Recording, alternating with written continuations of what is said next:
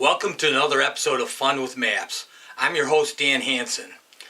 Well, in this episode, we had always planned to do an episode of Fun with Maps on Ukraine. It's a fascinating country, and unfortunately, because of the tragic recent events, there's a lot of interest in Ukraine, and we decided to move the order around and do something with Ukraine now in this episode.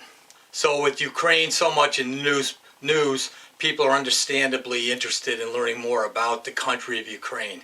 And it is a country. You know, you used to hear the phrase, the Ukraine, which implied that it was just a region. But you should use the phrase Ukraine, not the Ukraine, because the makes it sound like it's subordinate to something else. And it's a separate, sovereign, independent country, Ukraine. It's not the Ukraine. So let's zoom in on the map a little. So here in the map of Europe, here's Ukraine. It's the second largest country that has territory in Europe, Russia being the largest, okay? So here's Ukraine. It's bordered over here by Russia. Here's Belarus. It's got a border with Poland, a little with Slovakia, just a little with Hungary. It's bordered with Romania and Moldova, and then you'll see it's Black Sea and the Sea of Azov over here, which you can't see right now. And then, of course, you can see how close Lithuania, Latvia, Estonia. This we'll look at in a future episode. That's a little enclave of Russia there to the west of Lithuania and the north of Poland. It's very interesting there. So that's where Ukraine is. As you now know from watching TV, here's the capital, Kiev. I always pronounced it Kiev, and I'd heard about the food dish called chicken Kiev, but I hear it pronounced on TV as Kiev. Same with over here, the city of Lviv.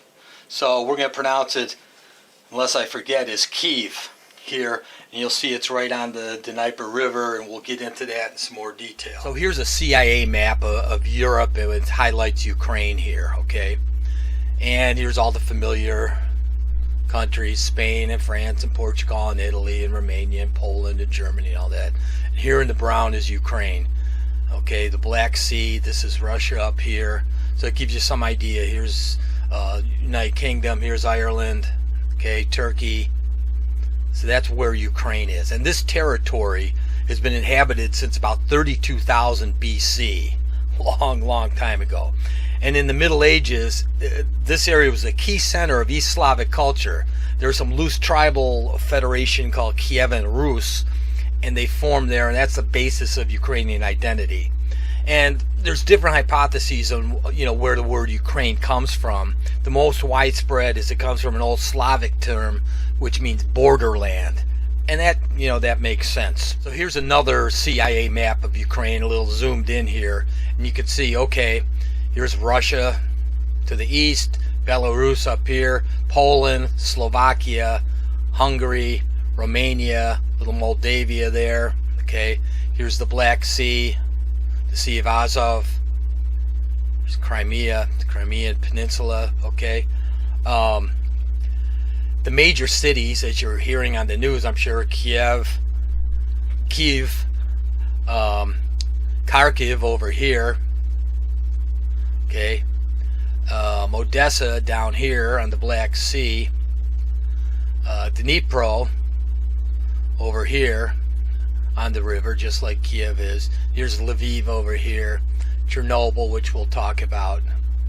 Okay, so the landscape of Ukraine is mostly fertile plains, steppes, and plateaus, and you've got it's crossed by these rivers. So you've got the Dnieper, or it's also called Dnipro. Okay, it starts up here and comes down into the Black Sea. The Seversky Donets, the Dniester. Here's Dniester. Okay, and then you've got the southern bog, and they flow south into the Black Sea and the smaller Sea of Azov. Just as a side note, here's a map of Europe there, and here's the Danube, which has a little of Ukraine here, okay? So to the southwest, the delta of the Danube forms a border with Romania. But here's Ukraine, Moldova, Romania, Carpathian Mountains. So this is a good map. Here's the Black Sea. There's Odessa. Here's the Danube down here. Lviv, Kiev up here. The only real mountains in Ukraine are these Carpathian Mountains in the west here, and Crimea, the Crimean Mountains on the extreme south along the coast. So we can't even get to that here. It's over to the east there. Okay. This gives you another it's another CIA map where it's focused on Belarus, but you can see where the Dnieper River is. You know, it starts up here, it comes down here through Belarus, and then into Ukraine here, where it splits Kiev and Dnipro. Okay, so again, you see Ukraine, Poland, Lithuania, Latvia, Russia, all that, and of course this is Belarus. The Dnipro is one of the major rivers of Europe. It's the longest river in Ukraine and Belarus. It's the fourth longest river in Europe. And so we have to tell you the other three, right? After the Volga, the Danube, and the Ural. So here's the Dnieper. It's the fourth largest in Europe. So this is a good map from the taken from the International Space Station, courtesy of NASA. And this is Kiev, the capital of Ukraine, and it shows it being split by the Dnieper River. It's about 1,400 miles in length. Historically, the river split Ukraine into east and west. Today, you know, it's noted for its dams and hydroelectric stations. It's a navigable waterway for the economy of Ukraine, and it connects to a canal to other waterways in Europe. So that's a really important river there. Significant natural resources in Ukraine include iron ore, coal, manganese, natural gas, oil, salt, sulfur, graphite, titanium, magnesium, kaolin, nickel, mercury, timber, and an abundance of arable lands. And no wonder they're in such demand there. It's got a lot of resources. So this is the coat of arms of Ukraine, those familiar blue and yellow colors that you've seen. According to the Constitution, the state language of Ukraine is Ukrainian. Russian is widely spoken, especially in the eastern and southern Ukraine. Ukraine has the world's second largest Eastern Orthodox population, again after Russia. A 2021 study found that 82% of Ukrainians declared themselves to be religious, and that's mostly the highest percentage in western Ukraine and the lowest in the Donbas in eastern Ukraine. As you get closer to Russia, they're less religious. This is a great picture of the baptism of Grand Prince Valdemir in 988, and when he got baptized, that kind of led to the adoption of Christianity in what was then Kievan Rus. So that's he got baptized, and it turned the country around into Christianity. And this is a statue of Saint Valdemir in Kiev, overlooking the Dnieper River. So here's the statue, there's the river, and the location of the monument is reputed to be the area where the saint baptized the populace of the city in 988. So here's the statue to it. This is where he was when he baptized much of the city. So let's look at some very brief history. And I mean, the history is just so long and convoluted and intense, but it's really interesting, and I encourage you to check it out sometime, but not for this episode of Fun with Maps. So this is the Polish-Lithuanian Commonwealth at its maximum. This was in 1619. So here's what happened. This is a picture by Samotny Wedrowicz. So historically, Ukraine had been contested territory. You know, it's really important territory there, rich in minerals and location and all that. So in the 13th century, it was fragmented into several principalities, and then it was invaded by the Mongols. So the territory's always been kind of fair game, and the area has been contested, divided, ruled by a variety of powers, including the Polish-Lithuanian Commonwealth, Austria-Hungary, the Ottoman Empire, the Tsardom of Russia, all that. So following the Mongol invasion of Rus, which is what it was called back then, much of Ukraine was controlled by Lithuania. And after the Union of Lublin in 1569 by Poland, they created the Polish-Lithuanian Commonwealth, and this is what we're seeing here in 1619. So here it is, the red area, and it's extending over, it's superimposed on present-day national borders. So this was all the Polish-Lithuanian Commonwealth, and you see it's got part of Russia, part of Estonia, all of Latvia, Lithuania, Belarus, part of Poland, a little bit of Romania and Moldova, and of course Moldova, sorry, and of course Ukraine. So in the early 17th century, this Polish-Lithuanian Commonwealth was one of the largest and most populous countries in Europe. You know, it's about almost 400,000 square miles of land. They had about 12 million people, and it may be surprising, about 5 of those 12 million people were Ruthenians. You know, we know about the Carpatho Rusins, but you don't hear about them much. They don't have their own country, as you know, and we'll look at that in another episode. But about 5 of the 12 million who lived here were Ruthenians. So, and during the 17th and 18th century, they had a Cossack hetmanate, and they were pretty, you know, prosperous then. But the territory was eventually split between Poland and the Russian Empire. And then you had the Russian Revolution. Then there was a Ukraine national movement for self-determination emerging. And on June 23rd, 1917, the Ukrainian People's Republic was officially declared and internationally recognized. It was in 1917. So in May of 1920, during the Polish-Soviet War, the Ukrainians sided with Poland against the Bolsheviks. This is a picture of Polish troops entering Kiev in May of 1920. Eerily familiar to what's happening today, just with lower technology. So following the Peace of Riga signed in March 1921, Poland took control of modern-day Western Ukraine, and the Soviet forces took control of Eastern Ukraine. So they split it up there.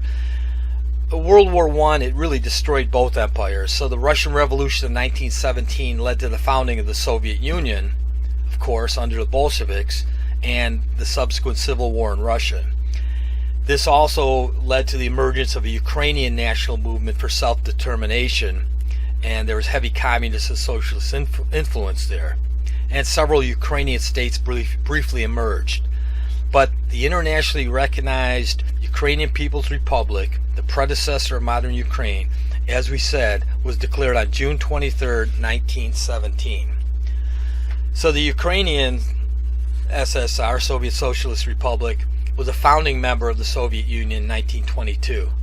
And the country, of course, later regained its independence in 1991 following the dissolution of the Soviet Union.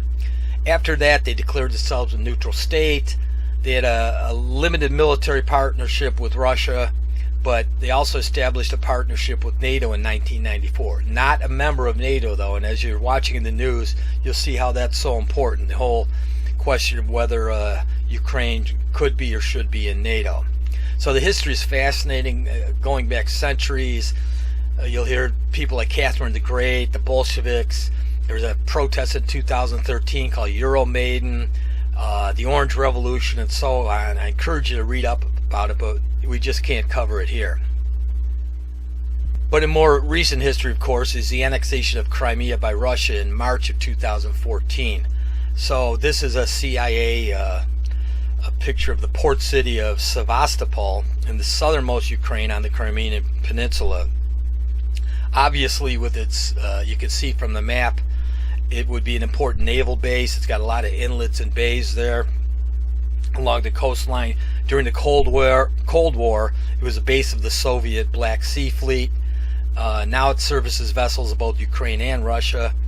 And, you know, they do trade and shipbuilding there, but it's also a popular tourist destination, or at least it was. This is a NASA photo, and hopefully it will be again. So on March 18th, 2014, Russia and now the self-proclaimed Republic of Crimea signed a treaty of accession of Republic of Crimea and Sevastopol in the Russian Federation. The UN General Assembly met. They passed a resolution declaring that referendum was invalid. They supported the territorial integrity of Ukraine. The only one voting against the resolution was Russia, but the resolution was not enforceable, and they couldn't pass any enforceable resolutions in the UN Security Council because Russia kept blocking it. Okay. And then, of course, the war in Donbass and the protracted conflict with Russian-backed separatists from April 2014 until just a few days ago, the current Russian invasion, February 2022, just a few days ago. Not going to talk history, I said, but I do have to mention one other historical event. You know, Ukraine has extensive fertile farmlands. In fact, it's one of the largest grain exporters in the world, which makes the tragedy of the early 1930s even worse. So there was a civil war in Russia, devastated the whole Russian Empire, including Ukraine. Left over 1.5 million people dead, hundreds of thousands homeless. The Holodomor, the word means to kill by starvation, also known as the Terror Famine or the Great Famine, was a famine in what was then Soviet Ukraine from 1932 to 33 that killed millions of Ukrainians. The term Holodomor emphasizes that the famine was man-made and intentional. There was a rejection of outside aid, a confiscation of household foodstuffs, and restriction of population movement. This is a picture of a starved man on the streets of Kharkiv in 1933. There are just bodies all over because millions died from this forced starvation. Most of the people who died, the inhabitants of Ukraine, were ethnic Ukrainians, and it was a peacetime catastrophe unprecedented in history. So, since 2006, the Holodomor has been recognized by Ukraine and 15 other countries as a genocide of Ukrainian people carried out by the Soviet government. And among those countries are the United States, Canada, Mexico, Australia, and others. This is the front page of the Chicago American newspaper talking about it. 6 million perished, they said, in the Soviet famine. Peasants' crops seized, they and their animals starved. And it was just such a tragedy, a man-made tragedy, a terrible, terrible thing. A United Nations joint statement signed by 25 countries in 2003 declared that 7 to 10 million perished. Some scholars believe the famine was planned by Joseph Stalin to eliminate a Ukrainian independence movement. So here where I live in Cleveland, Ohio, in a suburb called Parma, there's a large Ukrainian population, and at St. Vladimir's Ukrainian Orthodox Cathedral, they have this monument remembering Holodomor. It says, in memory of this over 7 million victims of the man-made famine in Ukraine. So the Ukrainians have historically provided strong resistance to attacks. These are tough people. For example, you know, German armies invaded in 1941 and 4 years of total war there, and there was a battle for Kiev, an encirclement battle, and the city was acclaimed as a, quote, hero city because of its fierce resistance. More than 600,000 Soviet soldiers, or a quarter of the Soviet Western Front, were killed or taken captive there, with many suffering severe mistreatment. So just turn the news on, and they're talking about, looks like Kiev will be invaded tonight, and the mayor and other brave people there are ready to fight in the hero city again and provide fierce resistance. So then Stalin died in 1953, and Nikita Khrushchev came along. He's the new leader of the USSR. He had been first secretary of the Communist Party of Ukraine from 1938 to 1949, so he knew about it. And he began to emphasize what he called the friendship between the Ukrainian and Russian nations. So in 1954, Crimea was transferred from Russia to Ukrainian Soviet Socialist Republic. So Khrushchev himself transferred Crimea from Russia to Ukraine in 1954. And Soviet Ukraine soon became a European leader in industrial production, an important center of the Soviet arms industry and high-tech research. This is a historic photo. It's from the Russian International News Agency called Signing the Agreement to Eliminate the USSR and Establish the Commonwealth of Independent States. So the second person here, that's the Ukrainian president at the time, Leonid Kravchuk. This is the chairman of the Republic of Belarus here, signing right there. This is Russian President Boris Yeltsin, remember him? And this is when, you know, they're ending the USSR and all the states would be independent. So, you know, on January 21st, 1990, about 300,000 Ukrainians organized a human change for Ukrainian independence between Kiev and Lviv. And remember, Lviv was to the west of Kiev, in memory of the 1919 unification. So citizens came out in the streets and highways, they formed live chains, they held hands in support of unity. We also all remember in 1986, April 26, 1986 exactly, a reactor in the Chernobyl nuclear power plant exploded, resulting in the Chernobyl disaster, the worst nuclear reactor accident in history, near the city of Pripyat in the north.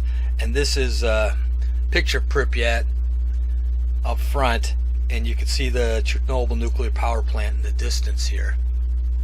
Okay, and at the time of the accident, 7 million people lived in the contaminated territories, including 2.2 million in Ukraine. This is a very interesting map from the CIA. They're showing the radiation levels in 1996, you know, 10 years after the explosion, around Chernobyl. Okay, so here's Belarus, here's the Chernobyl plant, here's Ukraine, here's Pripyat, which we talked about. Okay, so we know that last spring in 2021, Russia began building up troop strength along its border with Ukraine.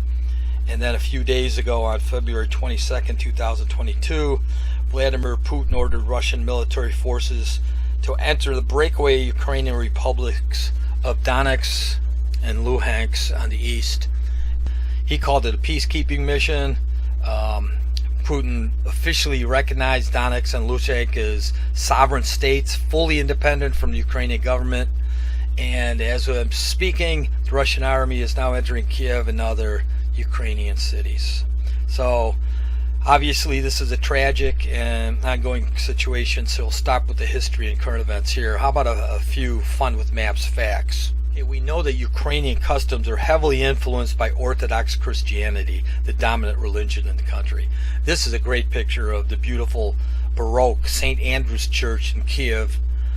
It was designed by a famous architect, Rastrelli, and they made it between 1747 and 54. And the spot is, the interesting thing is, it's reputed to stand on the site where in the 1st century St. Andrew planted a cross here, and he prophesied that a great Christian city would one day rise here. So hopefully this beautiful church will survive the invasion. Ukraine has many contributions to culture. This is one of the foremost Ukrainian women writers, Lesia Ukrainka. She lived around 1871 to 1913, and you know, the communist era had quite a strong effect on the art and writing of Ukraine. In 1932, for example, Stalin declared a state policy of socialist realism in the Soviet Union, which of course greatly stifled creativity. So then in the 1980s, when the openness of the glasnost was introduced, Soviet artists and writers again became free to express themselves as they wanted. But this was an earlier one of the great women writers of Ukraine, Lesia Ukrainka. This is a picture here in my hometown of Cleveland, Ohio. There's a series of what we call cultural gardens, about 35, and different heritages are celebrated here. And there's a great Ukrainian cultural garden. And this is a very large statue of Lesia Ukrainka in the Ukrainian cultural garden. You can see this here. And it's a beautiful garden, it's a beautiful statue. One last fun with maps fact. This, you may recognize, the tradition of the Easter egg, known as pisanki, has long roots in Ukraine. The eggs are drawn with wax, and they create a pattern with wax. Then they apply the dye, and they give the colors. And the dye doesn't affect the previously wax-coated parts of the egg. So after the entire egg is dyed, the wax is removed, leaving only the colorful patterns. And it's amazing the beautiful eggs that they create. Some will bear the Ukrainian Easter greeting of Christ is risen. Byzanki are a beautiful part of Ukraine's culture. So personally, we will be praying for Ukraine and all the innocent people suffering from this invasion. And until next time, I'm your host, Dan Hanson. Keep on having fun with maps.